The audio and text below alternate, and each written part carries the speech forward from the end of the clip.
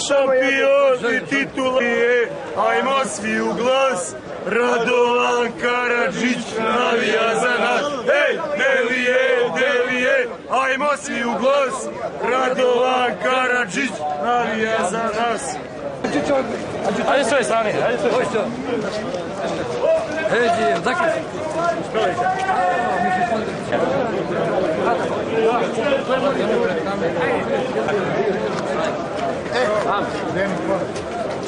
Čekaj.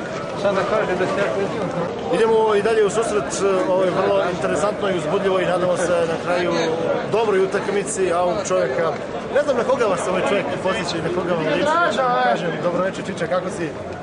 Pomaže Bog, braćo, ovom prilikom pozdravljam braću u Republici Srpskoj. Ja sam Srbin iz Podgorice, rođeni Podgoričani, ali Republika Srpska mi je najdraža jer to je ipak Republika Srpska i nju posebno ovim putem pozdravljam ministar Holmar. Ovoga puta iz Naverini, nadam se da će fudbaleri imati uspeha i Nemačkog. Čiča, na kraju ove utakmice, koji će biti rezultat na semaforu na jugu? Pa ja mislim da će Bosanci, ako ne prime 5-6...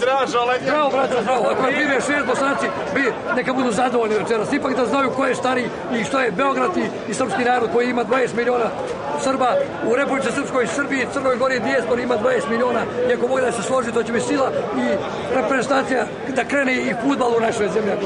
Reci mi, je li ta lula čisto od fazona inače u upotrebi? Pa dobro, Čiča, batalio se pušenje, to je tačno, ali eto ponekad ovako, razumiješ, zapalim.